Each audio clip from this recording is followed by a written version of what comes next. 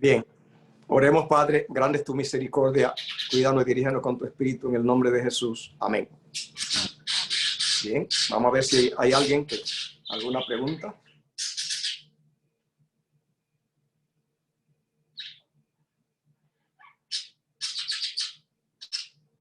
Bien, si no hay, terminamos más pronto. Pastor Ureña, buenas tardes, Dios le bendiga. Amén, amén. Solamente tengo una pequeña duda con respecto a una abreviatura que hay en el libro de escuela sabática. Sí. Lo estudio, quiero saber qué significa esa abreviatura.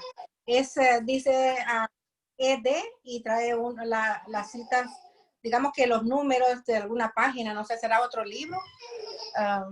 Eso Sí. es Tiene que buscar en la primera página. Allí pusieron una lista de obras que iban a citar. Y allí va a ver entonces que tiene esas iniciales ED. Okay. Y allí dice cuál es el libro. Tiene la lista en el comienzo. Okay. Como es primera vez que uso el libro, no sabía. Gracias, pastor. Gracias. Sí. Era Amén. todo. Sí. Hermana Rosibel, la iglesia tiene un compendio, una aplicación especial donde se puede tener acceso a los estudios de la hermana White. Yo le voy a mandar el link a su WhatsApp, donde se puede descargar esta aplicación y puede tener acceso a todos los libros que ella escribió. Muy probablemente esta obra a la que se refiere el pastor Ureña sea una obra de ella, aunque es posible que no, ¿verdad? Ahí le van no sé de qué obra se trata esta que usted está viendo ahí ahorita, pero muy probablemente sea de la hermana White y usted puede tener acceso a todos los libros que ella escribió, bueno, las traducciones en español y a lo que ella escribió en inglés y en otros idiomas también en esa aplicación que le voy a enviar. Sí, pero lo que Rosibel quiere debe estar en el mismo libro. Okay. Dice la abreviatura, ya lo encontré en la primera página. Sí. Cuando usted me dijo abrir la página, ED significa la educación. Sí, tiene que estar ahí mismo en el mismo libro, sí. La educación, ok, gracias.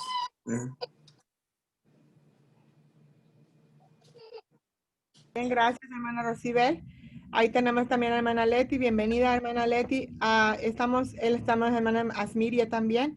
Estamos ofreciendo la oportunidad esta tarde. El estudio es precisamente para eso, para que si usted tiene alguna pregunta, alguna incógnita que le haya surgido durante el estudio de su Biblia, la palabra de Dios, o algún estudio de la escuela sabática, como la hermana Rosibel, o de algún otro libro, en el que usted pues haya quedado con alguna duda, el pastor Ureña está dispuesto a resolverla en este estudio. Entonces es el momento de que usted haga sus preguntas.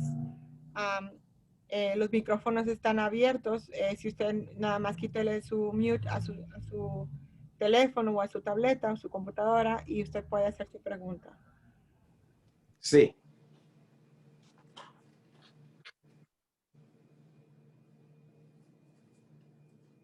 Muy bien, parece que no hay preguntas. Bueno, yo tengo una. Sí. No entiendo cuando Moisés y el faraón, porque al último no solo murió el... Hermano César, parece que Sí, casi no te escucho, César. Sí. Okay. ¿Me escucha mejor ahora? Sí, sí. Ok. La duda que tengo es que no entiendo por qué, además de morir el primogénito del faraón, también murieron todos los primogénitos de egipcios, ¿verdad? Sí. Ajá. Ajá. Bueno, hay que ver qué es lo que está pasando con los primogénitos en Egipto. Recuerde que allí Moisés creía que él iba a ir a Egipto a hacer una guerra con Egipto, a hacer una guerra con Faraón y a hacer una guerra militar. Recuerde que él intentó libertar a Israel estrangulando un egipcio. Y Dios pues no alimentó ese proyecto y no vino a auxilio, no los libertó con eso, y Dios no apoyó el proyecto, sino que Moisés fue abandonado en un sentido. Nadie golpeó a Faraón ni lo molestó, ni Dios le hizo nada a Faraón, pero Moisés sí tuvo que salir huyendo, salvando su vida. Era la manera que Dios tenía de decirle a Moisés que el proyecto que él emprendió estaba malo, que Dios no estaba envuelto en él. Y tuvo que esperar 40 años hasta que Moisés pudo entonces asumir el proyecto que Dios tenía, que no es matar, sino que era ir a revelar a Dios. En vez de una espada, iba a llevar una vara de pastor. En vez de ir a matar, y lo que iba a hacer señal y a demostrar un Dios, iba a predicarle más o menos. Si una cosa es usted ir a un sitio a matar personas, pero es al revés, ir a predicar. Él sería predicar con esa vara lo que estaba predicando. La doctrina que ellos entendían era de señales y él le hacía señales. No fue a matar gente. Ok. Entonces, ¿qué ocurrió? De que allí había entonces una batalla ahora con dioses, entre los dioses. Recuerde que Dios le dijo a Moisés, yo te voy a constituir en un dios. Entonces ahora para Faraón, Moisés era un dios. Entonces ya era una batalla entre dioses. Entonces, ¿qué ocurre? Que los primogénitos, desde el principio del mundo, Jehová dijo que los primogénitos eran de él, que era una marca divina y propiedad de Dios. Por eso le dijo a la nación de Israel, dice, ustedes todo primogénito me lo consagran. Así que entonces todo y lo primero de toda la cosecha. Así que la cosecha de trigo, al madurar, había que hacer un corte que no se comía, había que llevarlo y era la primicia, se llevaba al templo. En la cebada también. Y en todo el ganado y animales. Y los animales que eran inmundos, como el burro, caballo y todo eso, el primogénito era de Dios, no aceptaba el animal, había que entonces llevarlo al mercado del pueblo y venderlo. Y entonces llevar el dinero o comprar un animal, entonces, que fuera de lo que es limpio y llevárselo. Porque todo lo primero era de Dios.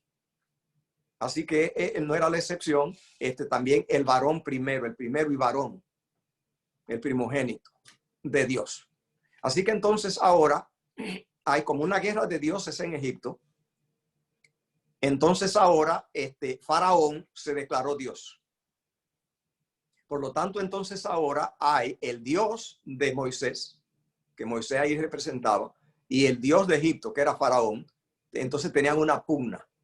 El plan de Dios era que se mostrara la superioridad del Dios de Moisés sobre la superioridad del Dios que los egipcios tenían, y en este caso de Faraón. Así que en el momento entonces que ahora el Dios de Egipto, Faraón, le hiciera la guerra a Jehová, Jehová tenía que responder como Dios. Y responderle en el lenguaje que ellos entendían. Que ellos entendían que los dioses allí peleaban. Y el Dios que era, es decir, que salía menos preparado, moría, pero una guerra a muerte. Por lo tanto, entonces usted notará que la muerte del primogénito de Faraón, esa muerte allí, estudie que vea que no la hizo Moisés. Recuerde usted que la herramienta que Dios le dio a Moisés para que Moisés manejara todos sus asuntos en Egipto fue la vara. A esa vara, en Génesis 4:20 se le llama la vara de Dios. En Éxodo 4:20, la vara de Dios. Ok. Cuando va a hacer todas las señales es con la vara de Moisés. La langosta, la oscuridad, la sangre en el río, los piojos, todo lo hacía Moisés. Usted estudie y note que cuando se trata de la muerte del primogénito de Faraón, allí a Moisés se le ordenó que se retirara a Aarón. O sea, hubo lo que se llama un retiro de tropa. ¿Ve? Lo que le tocaba hacer el ejército de Dios era señales. Y el arma era la vara de Moisés. Cuando se trata ahora del hijo del faraón, lee allí que allí lo dice. Dice, ahora bueno, ya Faraón no cooperó conmigo. Entonces ahora retírate Moisés y Faraón y pónganse bajo resguardo. Así que ya sabemos que eso no lo hizo Dios. Que Dios lo que hizo fue lo que hemos estudiado, es que él se retira. Así que todas las señales en Egipto, menos la muerte del primogénito, se le atribuyen a Dios, porque esas otras se hizo con la vara de Moisés. Ya la muerte del hijo de Faraón, léalo allí, allí lo dice, Jehová entonces a Moisés ya lo saca del campo. Como cuando hay una guerra, pero luego entonces ahora el gobierno, el general le dice, ahora nosotros nos retiramos, nos acuartelamos. Ahora no vamos al campo, no hay pelea en la calle, no hay pelea en el campo de batalla. Así que no fue el ejército de Jehová el que hizo eso, porque se acuarteló. Jehová le dijo a Moisés y a Aarón, ya mañana van a ver lo que Jehová va a hacer. Pero no fue el ejército de Jehová, que son la vara de Moisés. Porque como dije, le dijo, acuartélense, escóndanse. Porque ahora viene el destructor. Entonces el destructor ahora es el retiro de Jehová. Cae sobre el hijo de Faraón por dos razones. Primero, porque es una guerra entre dioses. Y Faraón era un dios. Y el hijo de Faraón era un dios. Él era el eterno del trono. Él era el primogénito. Por lo tanto, entonces ahora, por una guerra entre dioses, debe morir entonces el dios Faraón, que es su hijo. Y debe morir como primogénito, porque él estaba reclamando el lugar de Dios, no solamente como hijo de Faraón, sino reclamando los primogénitos para él, de Egipto todo. Esa muerte de los primogénitos ocurre porque el Dios del cielo dice que eran de él y Faraón y el hijo de Faraón y Faraón decían que eran de él. No sé si logro explicar cuál es el problema que había allí. Y ellos quedaron en el medio. Así que entonces, en el fracaso del Dios de Egipto, tiene que morir ahora el hijo de Faraón, que es un Dios, y muere porque es primogénito también, y todos los primogénitos, porque los primogénitos, hay dos dioses reclamándolos. Porque Faraón reclamaba a los primogénitos, y lo hacía porque supo que en la antigüedad Dios lo había apartado para ellos, y él reclamaba ese lugar para él.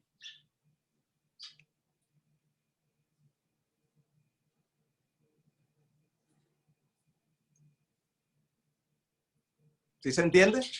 O sea, que entonces no murieron los primogénitos, se murieron porque se retiró Dios. Sí, lo mismo que he estudiado con el doctor que nos dice, Dios simplemente deja que haya donde huir de su presencia. La Biblia dice que Caín se fue de la presencia de Jehová. Si hayamos estudiado de eso al dedillo, de que Dios lo que hace es que suelta, deja librado a su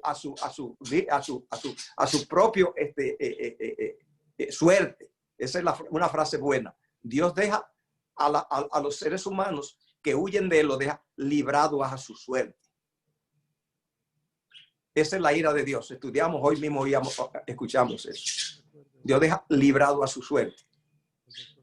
Esa es la ira de Dios. Dios dejó entonces el hecho de que todas las señales que pasan en Egipto, el piojo, la sangre, todo eso lo hace la vara de Moisés.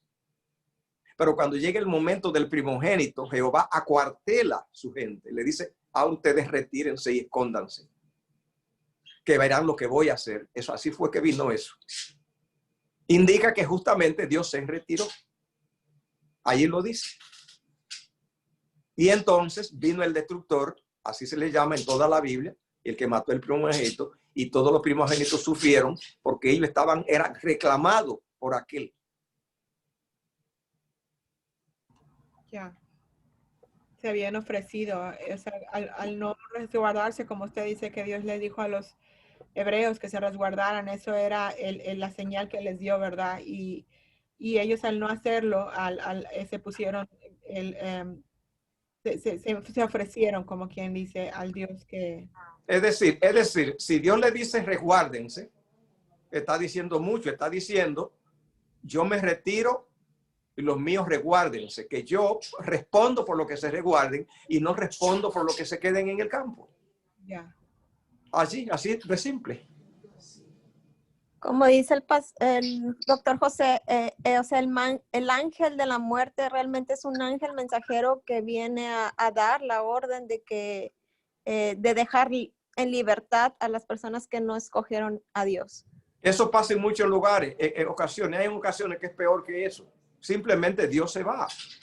Allí le dijo Dios a Moisés y a Aarón y a toda la nación de Israel que se pusieran bajo resguardo y que pusieran sangre del cordero en los dinteles. O sea, los dijo, guárdense. Y Dios responde si se protegen, si se guardan, no puede responder. Es lo que le dice a la persona también con respecto a la crisis que va a venir en el mundo. Que le dice a los cristianos, huyan de la santa ciudad, lo mismo que le dijo a los cristianos en la toma de Jerusalén, porque yo retiro mi protección de la ciudad. Eso pasó allí.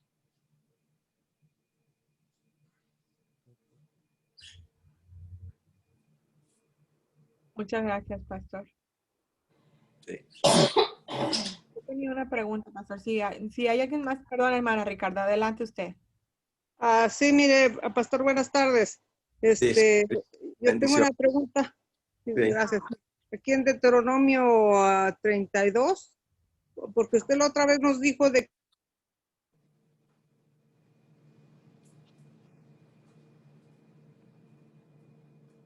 Hermana Ricardo. el orden del enemigo. Ajá. Y aquí en Deuteronomio 32 dice, por cuánto pecáis contra mí en medio de Meribá de Cades, en el desierto de Sin, porque no me santificasteis en medio de los hijos de Israel.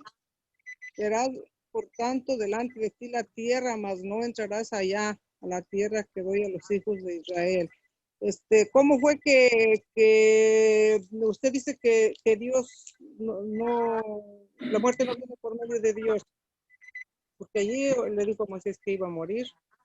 Bueno, allí lo que estamos mirando es que Jehová Dios tenía a Moisés en la lista de no morir. A Moisés le iba a pasar como a Enoc y a Elías. Iba a irse vivo al cielo. Entonces él tenía que tratar con esa roca 2 veces. Okay. La primera vez fue cuando le dijo a la roca, hiérela para que ella bote agua. Sí. La siguiente vez le dice ahora a Moisés, toma la vara de Jehová, sí, y háblale a la roca para que dé agua. Y Moisés le pegó a la roca. Y él le pegó 2 veces. Sí. Y también acusó al pueblo. Le dijo que eran rebeldes. Entonces cometió 2 errores que no están en el plan de salvación. En el plan de salvación está que Cristo fuera herido una vez en la cruz y ya fuera una fuente de agua que solo se le pida. Le estaba diciendo eso, lo heriste una vez, pídele ahora. Es el mismo plan de redención. Y además, Cristo no acusa al ser humano, porque si lo acusa no lo puede salvar. Para eso las acusaciones y el efecto del pecado cayó sobre Cristo. Él lo aguanta para que la humanidad no sufra. Si Moisés entonces allí representando el plan acusa al pueblo, entonces dañó el proyecto. No se puede acusar, es prohibido en la Biblia acusar a nadie. Porque si se le acusa, ya es malo al individuo. Y Cristo vino y llevó la culpa de la gente, así que no se puede señalar falta a la gente. Ok. Ok, gracias. Entonces, lo que pasó allí, Ricardo, no te explica, todavía contestado, es que Jehová le dice, a Moisés le dice, por cuanto tú no hiciste ese paso del plan de salvación, entonces tú vas a morir. Esa muerte allí, entonces, tiene que seguir leyendo, investigar mucho, que dice, Moisés cayó bajo el poder de Satanás. Muerte. ¿Qué es lo que quiere decir? ¿Qué es lo que quiere decir? Que Dios no pudo librar a Moisés de la muerte. Cuando alguien muere, no es Dios quien lo mata, sino que Dios no puede librarlo. Okay. Se le va de la mano.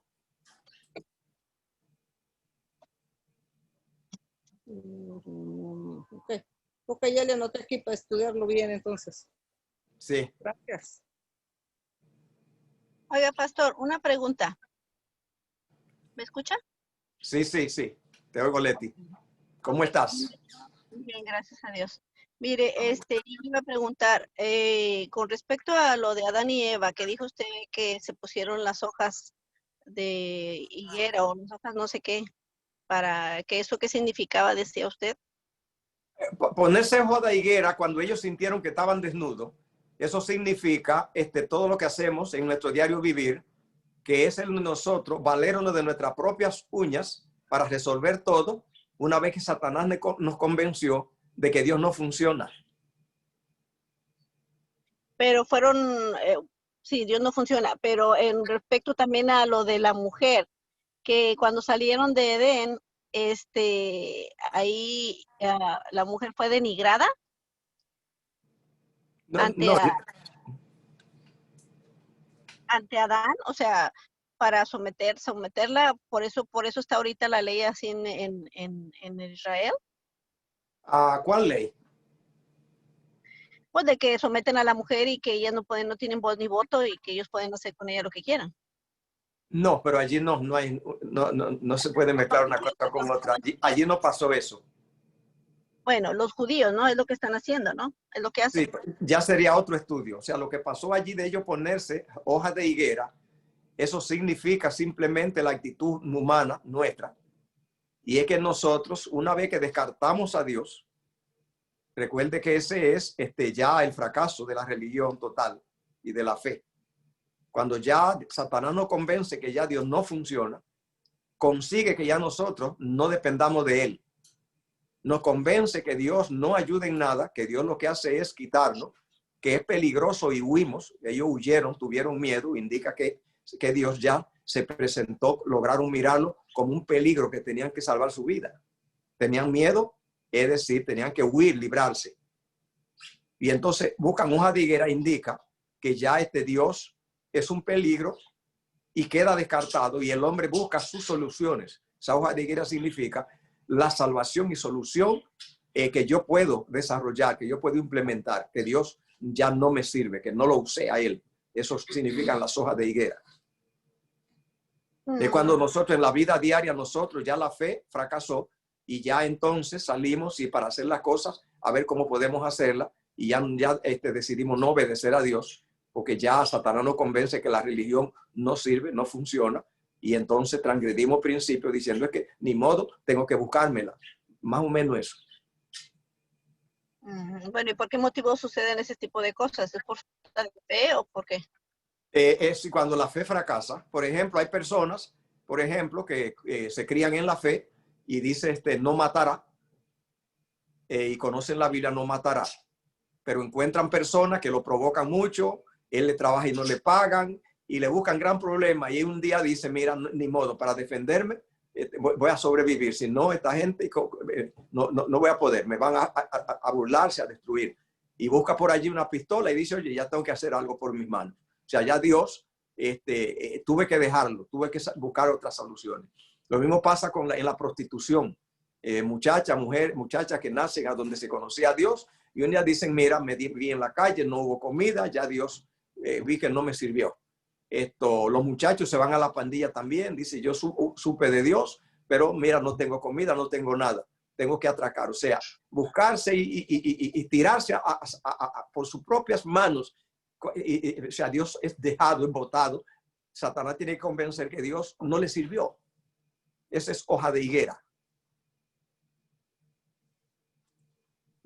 ¿Y que no una hoja de higuera les pica a uno? Porque, por ejemplo, yo tengo una higuera, yo la podo y las hojas pican. Sí, pero esto depende cómo la pone. Hay manera de amarrarlas que cubre y no pican. Ah, ok. Ok, gracias. Sí. Pastor, yo tengo una pregunta. En Segunda de Reyes 1:12 dice, y respondió Elías y les dijo, si yo soy hombre de Dios, que descienda fuego del cielo y te consuma a ti y a tus 50. Entonces el fuego de Dios descendió del cielo y los consumió a él y a sus 50. En la primera parte yo entiendo que pues Elías no traía en ese momento al Dios y que cuando descendió fuego del cielo pues no fue de Dios. Entonces, pero cuando ya después del punto dice, entonces el fuego de Dios descendió del cielo y los consumió a él y a sus 50. ¿Ahí es una mala traducción, pastor? ¿O me puede dar No, una explicación de eso? no. Ese es el fuego que los discípulos, que Juan, Santiago y Juan le propusieron a Cristo. En Lucas capítulo 9, vamos a verlo. Sí, por favor. Gracias, pastor. Dice Lucas 9:51, dice así. Dice, cuando se cumplió el tiempo en que él había de ser llevado arriba, afirmó sus otros para ir a Jerusalén, pero tenía que pasar por Samaria. Y envió delante mensajeros, los cuales entraron en una aldea en samaritano para hacerle preparativo, o sea, para él alojarse en la noche. Dice, más no recibieron porque supieron que él pensaba ir de camino a Jerusalén. Es decir, si él se hubiera quedado con los samaritanos, lo aceptaban, pero con la condición que los judíos fueran dejados fuera. Ellos lo que dijeron, si el Mesías tiene a los judíos en su lista, nosotros entonces no cabemos. Así que tiene que irse. Entonces dice el 54. Viendo esto sus discípulos, Jacobo y Juan, dijeron, Señor, ¿quiere que mandemos que descienda fuego del cielo como hizo Elías y lo consuma?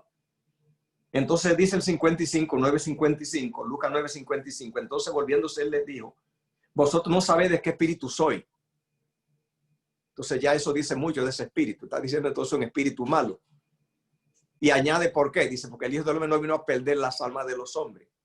Son dos datos buenos. Indica que el plan de Dios no es perder las almas de los hombres. Entonces todo aquel que pierde las almas de los hombres no sabe de qué espíritu es. Entonces en el tiempo de Elías se perdía las almas de los hombres. Es como si todo el mundo está contra los pecadores. Está el diablo contra los pecadores, teniéndole toda trampa y problema, y Dios también. Que ahora entonces Dios viene ahora por otro lado, esperando también para culparlos y matarlos. Entonces el hombre ahora tiene dos asesinos. Pero Dios no, Dios lo que quiere es ofrecerle salvación. Es cuando entra el versículo de que no viene, o sea, no es contra sangre y ¿cómo va ese versículo? No es contra sangre. Simplemente Dios no viene a combatir. Entonces, es decir, Dios tenía dos opciones. Dios tenía o ofrecer salvación en la sangre de Cristo o matarlo. Y no hacer las dos cosas. Ok, ya lo entiendo. Si Dios salvarlo, lo que pasa es que ahí las cosas estaban funcionando como Elías creía que funcionaban. Sí. Gracias, pastor. Bien. Y cuando dice la Biblia que no le den las perlas a los cerdos, ¿qué significa eso? Lo que está diciendo allí es que tiene que tener cuidado con las verdades que conoce para luego ser selectivo a quien se las dice. Que no diga todo tipo de nivel de verdad o de revelación delante de cualquier persona. Que tiene que tener un medidor, un indicador bueno para saber qué dice delante de quién. O sea que si yo estoy hablando con una persona de la palabra, no le puedo decir toda la verdad. No. El método de Cristo era ponerle a la gente, hacerle preguntas para ponerlo a ellos a hablar. Y en medio de la pregunta de ellos, introducirles respuesta a la altura de la pregunta de ellos. Ah, ok. Por eso el Espíritu Santo, porque él es el que nos va a indicar qué decir y cuándo decirlo, porque a veces se pueden cometer errores en los que decir una verdad que la persona no está lista, y entonces puede ser que en lugar de que sea beneficio para ella, esa verdad sea al contrario, una maldición. A veces yo andaba predicando con hermanos de la iglesia y después decidí salir solo. Porque cuando alguien me hace una pregunta, yo tengo un medidor para saber a dónde está parado, qué nivel tiene de entendimiento, y lo pongo para que él mismo hable, porque cuando una persona pregunta es la mejor condición para colocarle una respuesta, porque la mente está preparada, porque preguntó. La otra gente que andaba detrás de mí le daba todo el mensaje de los adventistas del séptimo día, que uno necesita 30, 40, 50 años para aprender. Se lo tirabas allí de una vez en 4 minutos encima, 3.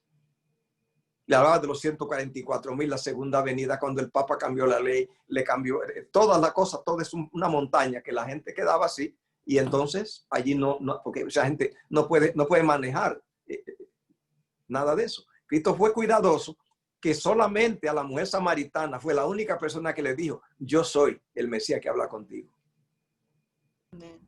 Es verdad.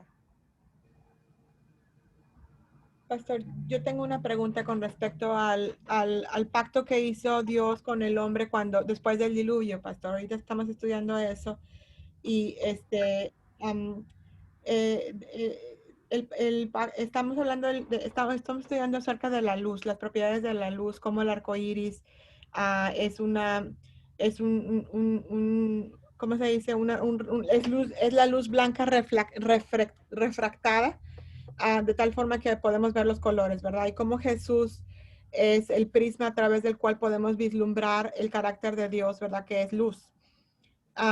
Y la gloria, ¿verdad? Su gloria. Y entonces, yo estaba pensando entonces que el pacto que Dios hizo con Noé, perdón, tiene un significado más allá de lo que nosotros podríamos simplemente, si lo tomamos así, la lectura, bueno, es que le prometió que ya nunca más iba a volver a destruir la tierra con agua, con un diluvio.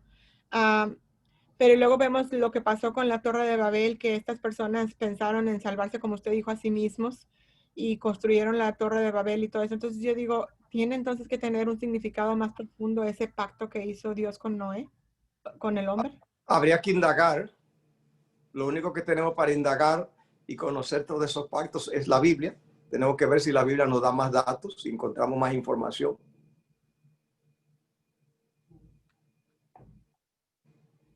No hay más.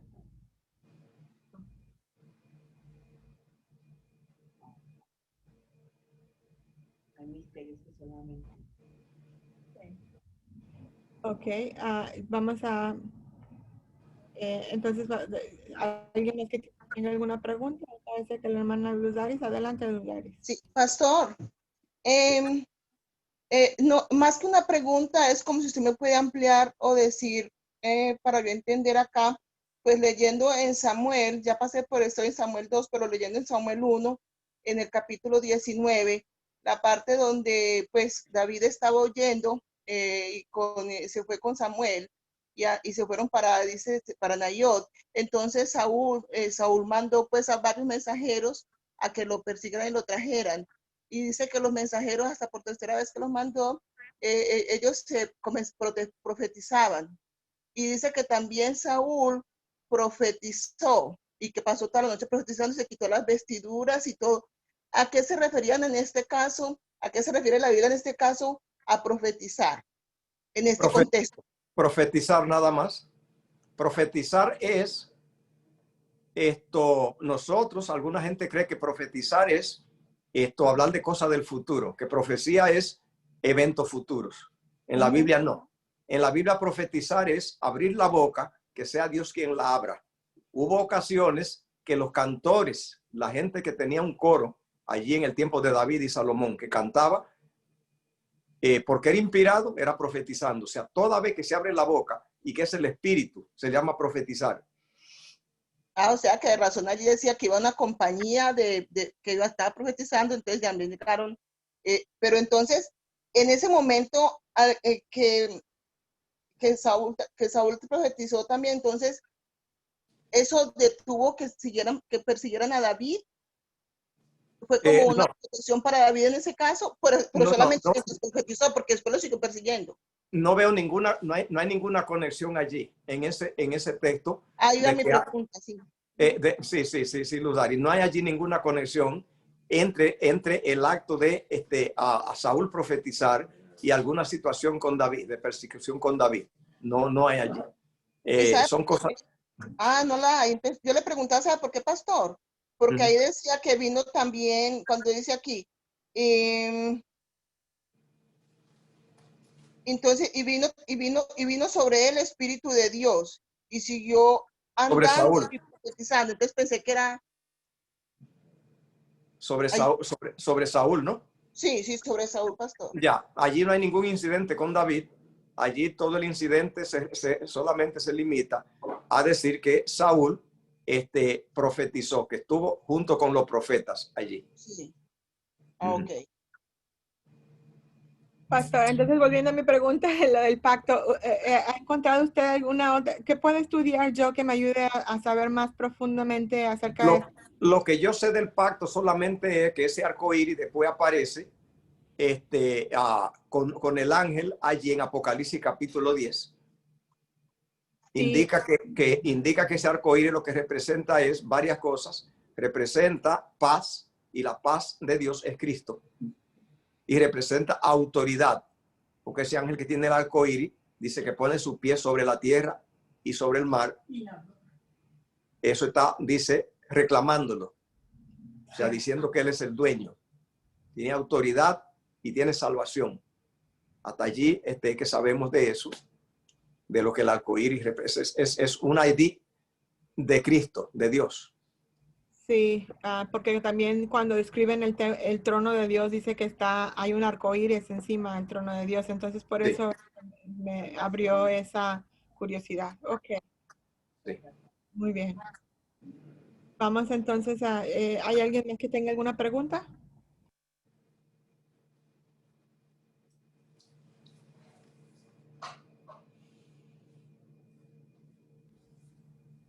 Parece que se nos acabaron las preguntas. Bien.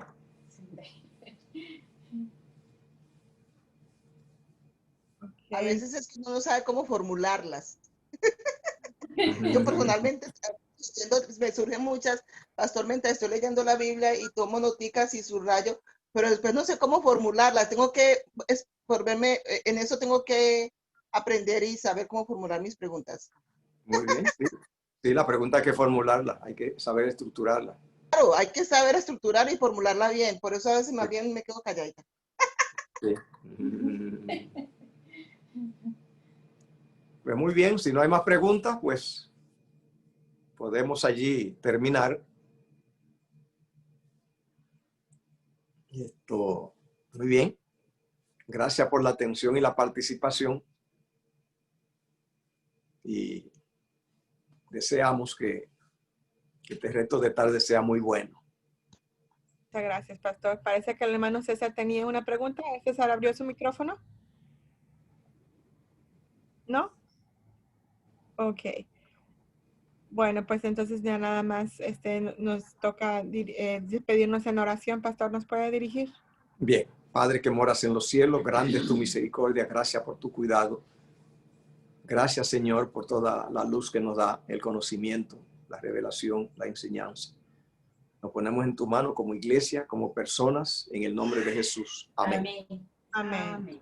Una feliz tarde, le queremos, le amamos. Muchas bendiciones para todos. Gracias, Muchas pastor. bendiciones para todos. Igualmente, pastor. Dios les bendiga. Hasta luego. Amén.